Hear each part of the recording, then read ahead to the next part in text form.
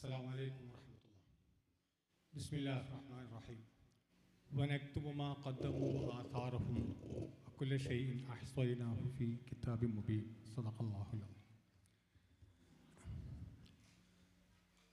സംസാരം അപ്രസക്തമാകുന്ന അനുഭവത്തിൻ്റെ വലിയ ഒരു ആഘോഷ സന്ദർഭത്തിലാണ് നമ്മളിവിടെ ഒരുമിച്ച് കൂടിയിട്ടുള്ളത്. ഇച്ഛാശക്തിയുടെ ഒരു വലിയ ആഘോഷം എന്ന് തന്നെ ഇതിനെ വിശേഷിപ്പിക്കാമെന്ന് എനിക്ക് തോന്നുന്നു.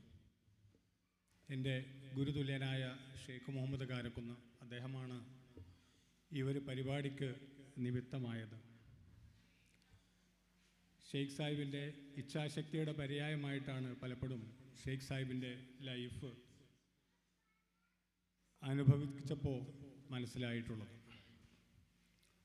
അതുപോലെ തന്നെ ജീവിതത്തിൽ ഈ അജബല്ലി അമ്രിൽ മുഅ്മിൻ, വിശ്വാസികളുടെ സംഭവം അത്ഭുതമാണ് എന്ന് പ്രവാചകൻ പറഞ്ഞ ആ ഹദീസിൻ്റെ അർത്ഥവ്യാപ്തി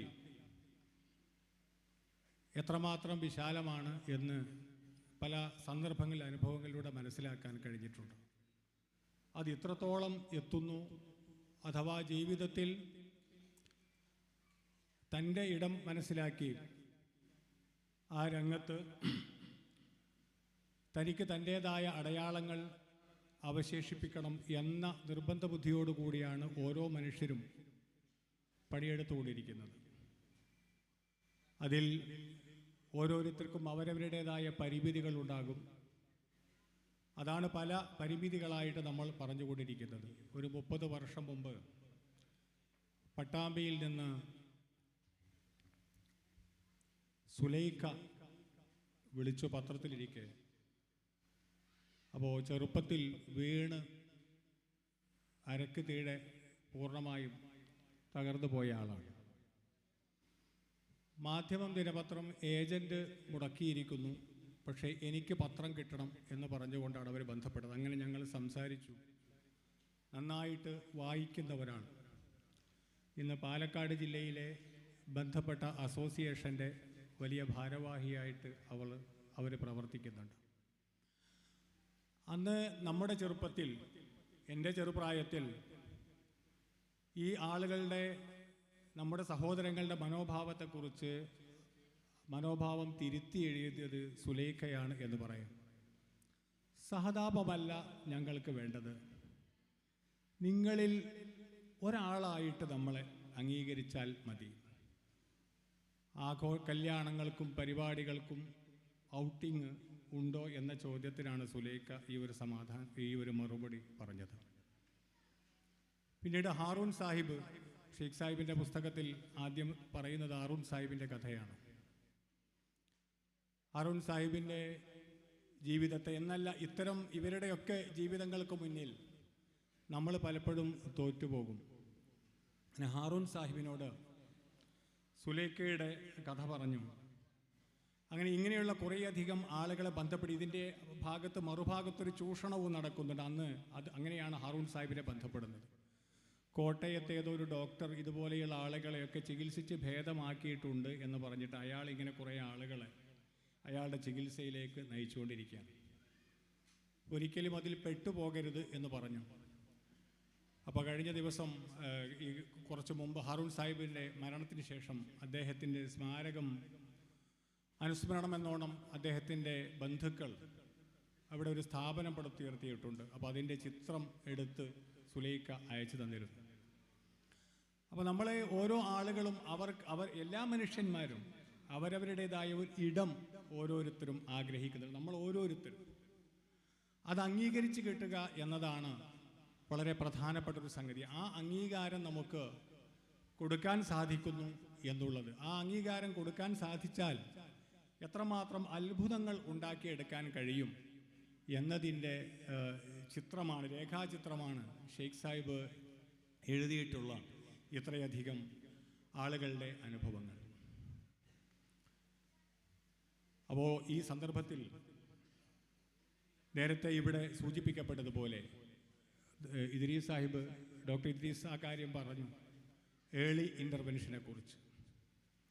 അതായത് തുടക്കത്തിൽ തന്നെ ഇത് കണ്ടെത്തി അതിനുള്ള പ്രതിവിധി ഇന്ന് ആ രംഗത്ത് ചില പരീക്ഷണങ്ങൾ നടന്നുകൊണ്ടിരിക്കുന്നത്. നമ്മുടെ കൊയിലാണ്ടിയിൽ നെസ്റ്റ് എന്ന് പറയുന്നൊരു സ്ഥാപനം വളരെ ചെറുപ്പത്തിലുള്ള അമ്മ തൊട്ടിലുകളിലും മറ്റൊക്കെ ഉപേക്ഷിക്കപ്പെടുന്ന, അത് ആ അർത്ഥത്തിൽ ചെറിയ കുഞ്ഞുങ്ങളെ ഈ കാരണങ്ങളാൽ അവഗണിക്കപ്പെടും അല്ലെങ്കിൽ ആളുകൾക്ക് ഭാരം തോന്നും എന്ന് തോന്നുന്ന ഈ കുഞ്ഞുങ്ങളെ കണ്ടെത്താനുള്ള മാർഗങ്ങൾ, അതുപോലെ തന്നെ അവരെ പുനരധിവസിപ്പിക്കാനുള്ള, അവരെ വളർത്തിക്കൊണ്ടുവരുവാനുള്ള മാർഗങ്ങളൊക്കെ എടുത്തുകൊണ്ടിരിക്കുന്നുണ്ട്. നമുക്ക് ഇവിടെ കണക്കുകൾ ഡോക്ടർ ഇദ്രീസ് ആധികാരികമായി തന്നെ ആ കാര്യം പറഞ്ഞു. കോഴിക്കോട് ഒരു പരിപാടിയിൽ ഇതുപോലെയുള്ള ഒരു സദസ്സിൽ പങ്കെടുത്തുകൊണ്ടിരിക്കുമ്പോൾ അവിടുത്തെ ഒരാൾ എല്ലാവരെയും കൂട്ടിയിട്ട് അവരെ ഭക്ഷണത്തിന് ക്ഷണിച്ചിരുന്നു. അപ്പോൾ അവിടെ വെച്ച് കോഴിക്കോട് കോട്ടൂളിയിലൊരു സന്നദ്ധ പ്രവർത്തകനാണ് പറഞ്ഞത്, ഇങ്ങനെ കേരളത്തിൽ നമ്മളറിയാതെ നടക്കുന്ന കൊലപാതകങ്ങളെക്കുറിച്ച്, നമ്മളറിയാതെ നടക്കുന്ന ആത്മഹത്യകളെക്കുറിച്ച്, കൊന്ന് ആത്മഹത്യ ചെയ്യുന്ന മാതാപിതാക്കൾ. അപ്പോൾ അതല്ല, ഞങ്ങൾക്കിവിടെ ഞങ്ങളുടെ ഒരു സ്പേസ് കിട്ടി ഞങ്ങൾക്ക് ജീവിക്കണം എന്നുള്ള ഒരു ചിന്ത ഉണ്ടാകുമ്പോഴാണ് സ്വാഭാവികമായിട്ടും ഇത്തരം ആളുകളെ നമുക്ക് സഹായിക്കാനും ഇവരോട് നമുക്ക് അനുഭൂതി, ഇവരെ നമുക്ക് ഉയർത്തിക്കൊണ്ടുവരുവാനും അങ്ങനെ സമൂഹത്തിൽ തന്നെ പുതിയൊരു ചിത്രം കാഴ്ചവെക്കാനും നമുക്ക് സാധിക്കുന്നത്. പുറക്കാട് ഉള്ള സെറീന മസൂദ് എന്ന് പറയുന്ന സഹോദരി, അവർക്ക് അവരുടെ മകനായിരുന്നു അവരുടെ പ്രശ്നം.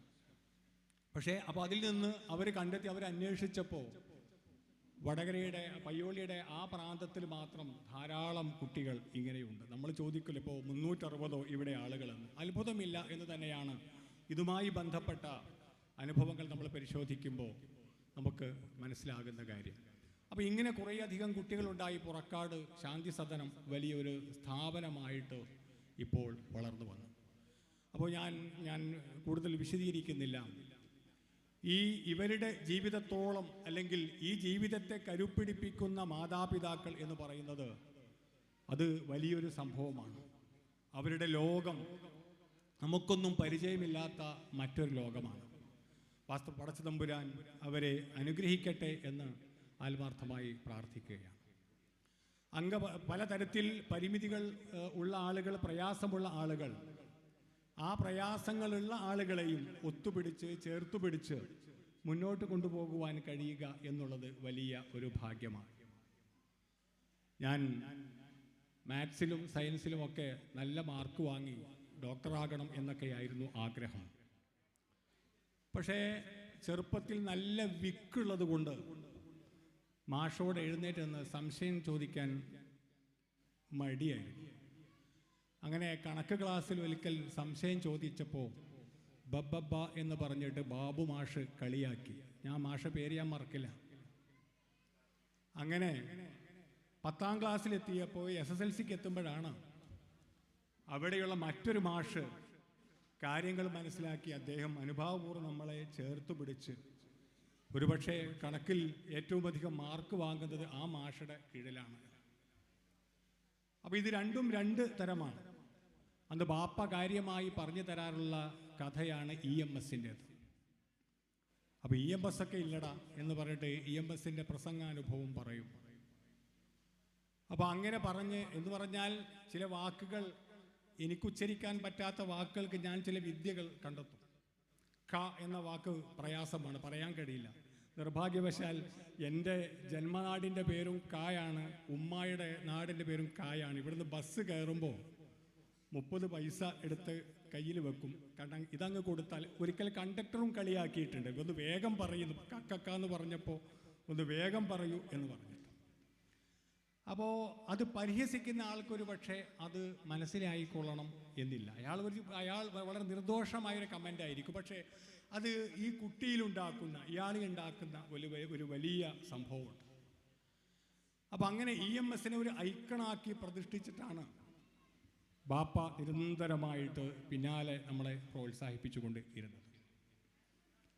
ഇന്ന് പടച്ചതമ്പുരാൻ്റെ അനുഗ്രഹത്താൽ അങ്ങനെ ക്രമേണ ആ കിട്ടിയ ഒരു ധൈര്യത്തിൽ നിന്ന് കാര്യമായ രീതിയിൽ ഇന്നിപ്പോൾ ആയിരക്കണക്കിന് ആളുകളെ പിൽക്കാലത്ത് അഭിസംബോധന ചെയ്യാൻ, ധാരാളമായി സംസാരിക്കാൻ, ഖുതുബ നടത്താൻ, ഇപ്പോൾ എൻ്റെ സംസാരം കേട്ടാൽ നിങ്ങൾ അങ്ങനെയൊന്നും പറയില്ലല്ലോ. അപ്പോൾ ആ രീതിയിൽ ഉള്ള ഒരു മാറ്റം ഞാൻ പറയുന്നത് ഒരു പോസിറ്റീവായിട്ടുള്ള സംഗതി. അതുപോലെ നമ്മൾ നിർദോഷമെന്ന് നമുക്ക് തോന്നുന്ന ചില അഭിപ്രായ പ്രകടനങ്ങൾ, നമ്മൾ ചിലപ്പോൾ വലിയ സഹതാപം എന്നുള്ള നിലക്ക് അല്ലെങ്കിൽ ചേർത്ത് പിടിച്ചിട്ട്, ചിലപ്പോൾ പണ്ടൊരാൾ പറഞ്ഞു ഇതൊക്കെ വിധിയായി സമാധാനിക്കാം എന്ന് പറഞ്ഞപ്പോൾ തിരിച്ചു ചോദിച്ചു എന്ന് പറഞ്ഞു, എന്തിനാണ് വിധി പടച്ചോ ഞങ്ങൾക്ക് മാത്രം തരുന്നത് എന്ന് ആ വിധി തീണ്ടാത്ത ആളോട് ചോദിച്ചു എന്ന് പറയാറുണ്ട്. അപ്പോൾ ആ അർത്ഥങ്ങൾ നമ്മുടെ സൊസൈറ്റിയിൽ, അപ്പോൾ അങ്ങനെ ഞാൻ ഒരു കാര്യം കൂടെ പറഞ്ഞിട്ട് ഞാൻ അവസാനിപ്പിക്കാം. അങ്ങനെ മാധ്യമപ്രവർത്തകനായി സൗദിയിൽ ചെന്നപ്പോൾ ഡോക്ടർ സാക്കിർ നായിക് ഫൈസൽ അവാർഡ് വാങ്ങുന്ന സദസ്സിൽ ഞാനുണ്ടായിരുന്നു, അവിടെ റിപ്പോർട്ട് ചെയ്യാൻ വേണ്ടി പോയതായിരുന്നു. അങ്ങനെ സാക്കിർ നായിക്ക് തൻ്റെ പ്രസംഗം ആരംഭിച്ചത് ഇത് പറഞ്ഞിട്ടാണ്: സ്വന്തം ഉമ്മയുടെ പേര് സ്റ്റാമറിങ്ങോട് കൂടിയല്ലാതെ, വിക്കോട് കൂടിയല്ലാതെ ഉച്ചരിക്കാൻ കഴിയാതിരുന്ന ഒരാളാണ് ഞാൻ. ആര്? ഡോക്ടർ സാക്കിർ നായിക്ക്. അപ്പോൾ പ്രഭാഷണം ആയിരുന്നല്ലോ അദ്ദേഹത്തിൻ്റെ വലിയ അപരാധം എന്ന് പറയുന്നത്. അപ്പോൾ നമ്മുടെ ഒരു പുഷ് കൊണ്ട്, നമ്മുടെ ഒരു സഹായം കൊണ്ട് ഒരു വലിയ ജീവിതമായിരിക്കും, വലിയ വലിയ ജന്മങ്ങളായിരിക്കും ഉണ്ടായിത്തീരുക എന്നതിൻ്റെ പ്രത്യക്ഷ സാക്ഷ്യങ്ങളുടെ മുമ്പിൽ നിന്നുകൊണ്ടാണ് നമ്മൾ ഈ കാര്യം സംസാരിക്കുന്നത്. അതുകൊണ്ട് ഞാൻ അധിക പ്രസംഗത്തിനുള്ളിൽ പടച്ചതമ്പുരാൻ നമ്മെ സഹായിക്കുമാറാവട്ടെ. വനക്തുബു മാ ഖദ്ദമു വആസാറഹും വകുല്ല ഷൈഇൻ അഹ്സൈനാഹു ഫീ ഇമാമിൻ മുബീൻ. അതിൽ പറഞ്ഞ അവരുടെ പ്രവർത്തനങ്ങളൊക്കെ നമ്മൾ രേഖപ്പെടുത്തി വെക്കും. ആസാറഹും, ചില ആളുകൾ അവരുടെ അസർ രേഖപ്പെടുത്തി പോകാറുണ്ട് ജീവിതത്തിൽ. ഞാൻ ജീവിച്ചിരുന്നു എന്നതിൻ്റെ തെളിവ്, എനിക്ക് ഈ ദുനിയാവിൽ സ്ഥിരപ്പെടുത്തണം എന്ന് ആഗ്രഹിക്കുന്ന മനുഷ്യന്മാരുണ്ട്. അതുകൊണ്ടാണ് മൂസാ നബിയോട് ഖിളിർ പറഞ്ഞത്, അല്ലെങ്കിൽ കൂടെയുള്ള സാത്വികനായ അദ്ദേഹത്തിൻ്റെ ഗുരുനാഥൻ പറഞ്ഞത്, വക്കാന അബൂഹുമാ സ്വാലിഹ, നല്ലൊരു വാപ്പുണ്ടായിരുന്നു എന്ന്. അപ്പോൾ നല്ലൊരു മാതാപിതാക്കൾ ഉണ്ടായിരുന്നു, നല്ല മനുഷ്യനുണ്ടായിരുന്നു, നല്ല കാര്യം ചെയ്തൊരാളുണ്ടായിരുന്നു എന്ന് നമ്മളെല്ലാവരും ഒരു വലിയ അടയാളം രേഖപ്പെടുത്തി പോകാൻ ആഗ്രഹിക്കുന്നവരാണ്. ഈ ആഗ്രഹങ്ങളാണ് നമ്മെ വളർത്തുന്നത്, നമ്മുടെ ലോകത്തെ വളർത്തുന്നത്. ആ അർത്ഥത്തിൽ വലിയൊരു സേവനമാണ് യെസ് അക്കാദമി ചെയ്യുന്നത്, പീസ് വില്ലേജ് ചെയ്യുന്നത്. അതുപോലെ തന്നെ ഇതുപോലെയുള്ള ധാരാളം സംരംഭങ്ങൾ നമ്മുടെ ആളുകൾ ചെയ്തുകൊണ്ടിരിക്കുന്നത്. ഹാജിക്ക് അള്ളാഹു അനുഗ്രഹിക്കുമാറാകട്ടെ, ഇതിൻ്റെ ഭാരവാഹികളെ പടച്ചതമ്പുരാൻ അനുഗ്രഹിക്കുമാറാവട്ടെ എന്ന് പ്രാർത്ഥിച്ചുകൊണ്ട് ഞാൻ അവസാനിപ്പിക്കുന്നു. അസ്സലാമു അലൈക്കും.